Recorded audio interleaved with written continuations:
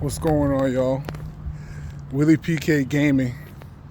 I just had a gaming commentary for you guys about what's going on in the ethos. So Nintendo, right? Nintendo, they dropped the Switch 2 and everybody's in the uproar, right? The prices and stuff like that. I don't agree with it. It does seem like a cash grab, but what there is to look at is, how are the creators? I thought this was interesting. How are the creators in the YouTube space and all that? How are they positioning themselves? I just found out about a guy named Real Life. What's his name? Real life fake wizard. He has, great vitriol and stuff like that. Everyone's and he his platform is, he swears by being authentic. He's gonna call out the madness for what it is. Props to him. I can't blame him, can't fault him for standing on his 10 toes, what I'm saying, being consistent. But he went, on his own rampage saying how these different creators basically flip-flop and they're just playing the game. They're taking advantage of their audience. I can see what he's saying, We can talk about how prices are bad, we need to boycott, but then you go around and buy it because you're gonna get views. Whoever it was, he was probably talking about Asmongold. I think they mentioned Mudahar, stuff like that. People with those big names with influence. It's kind of like over in the 2K community. If Badge Plug said, "Well, you shouldn't get the game," he does say that. He says, "Buy it at your own risk, but don't buy it or not buy it because of him." It's just the thing. It's like, so with me, where do I come in? If I'm looking at becoming a games coverage person, I'm looking at, does it benefit what benefit do you get from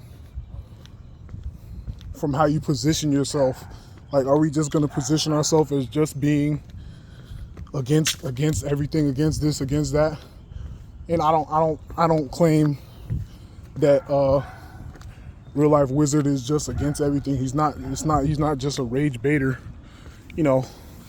I've listened to his stuff and he is genuine, and he's a businessman already.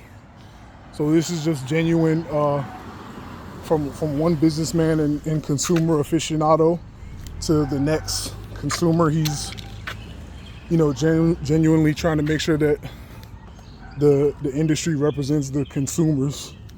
So I understand, but I'm just looking at it from someone new with no I don't have a platform yet, so it's like, oh shit. I am recording. I'm like, I'm not even recording.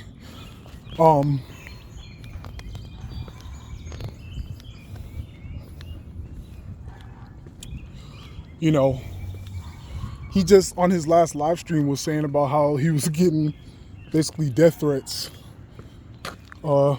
because he was taking a stand against basically the industry, And obviously with the industry is people's money, people's lives at stake, but on his live stream, it's just the consumers that would be attacking him. So this just, points out some level of psychosis that people are going through, which is another conversation of like, and that he had on one of his separate videos, is like how much addiction is driving this stuff. The cycles and the relationships that we have as consumers with the companies that are providing the games. You know, it's crazy. But I'm looking at, you know, if I compare it to like somebody like a Ruslan, that, you know, I cherish the way that he talks about how to think about things, because it gives a balanced perspective. If you guys ever heard of Ruslan KD, that's the Christian part of YouTube, whatever. But how you look at, what was I talking about? The business model of like not being about just not cancel culture, but call out culture and things like that.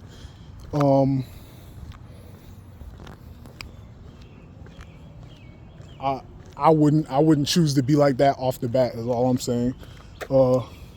But shout out to, you know, to Real Life Fake Wizard. You know, I followed him because it does feel authentic and stuff like that, what he's saying, and he is calling out what's real, so you're able to learn what's really going on behind the scenes. You know what I'm saying?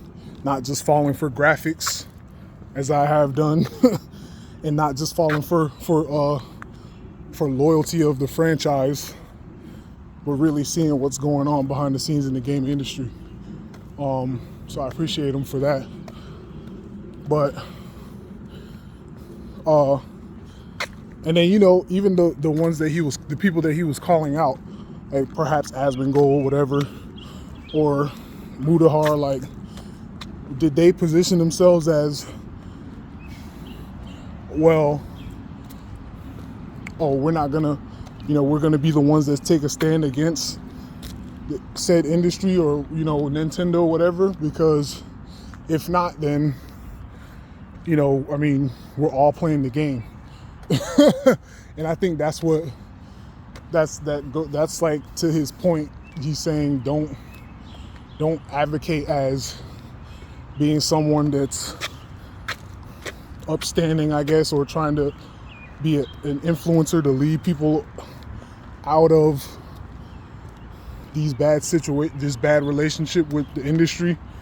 If you're going to be complicit in playing into the game that they're feeding us, you know, which I don't know if that's what they did. That's all I'm saying is, like, they don't have to miss out on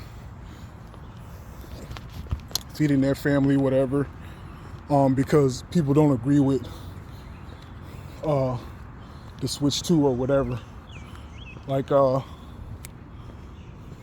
know, they should be able to get their early reviews, whatever, get the money that they're gonna get. And it is, I don't know if it's, I was thinking, you know, it is at the expense of the viewers, because the viewers are the ones that's tuning into this stuff. But, you know, as a new creator, I wouldn't start my channel based on, you know, I'll make commentary about whatever, but not to just be like, well, boom, boom, boom, like trying to take down industries. I don't think that's smart to start off like that. I don't know, for myself.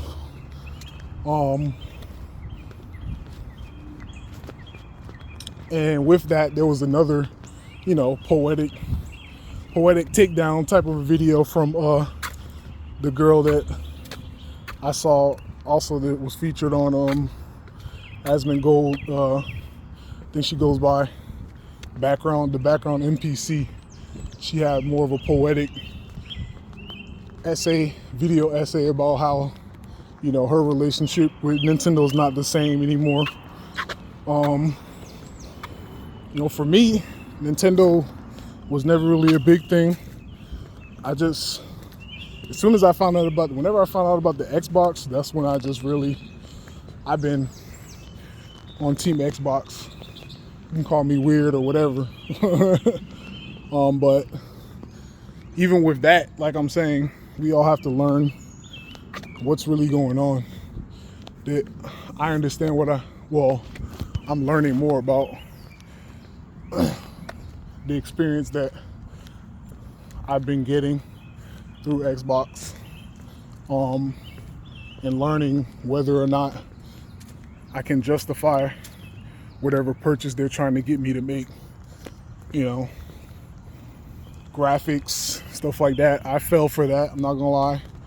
This whole pre-ordering scheme. And now what Legendary Drops alluded to is that, you know, they're just trying to take advantage of your loyalty. And that's what what's her name was saying in her video as well. It's like weaponize nostalgia, and they're just, you know, name dropping. Oh, former Call of Duty, former Apex, former, trying to one up on their last project. It's like, no.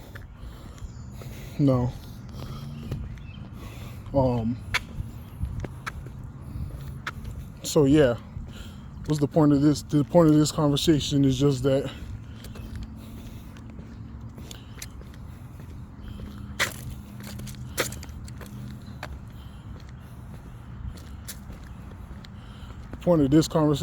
basically just that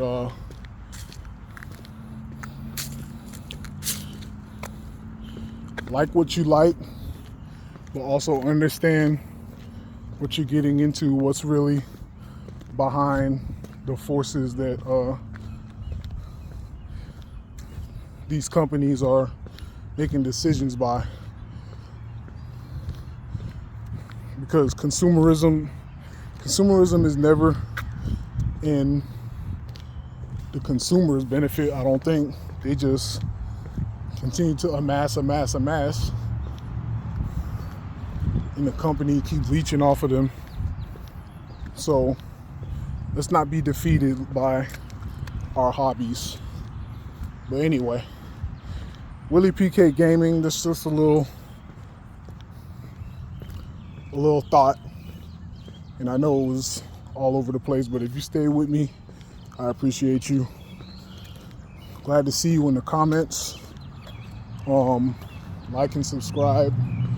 Check my gaming channel out. Check out the Twitch, Willie PK. Check out the TikTok, Willie PK. And I'll see you guys in the next one, man.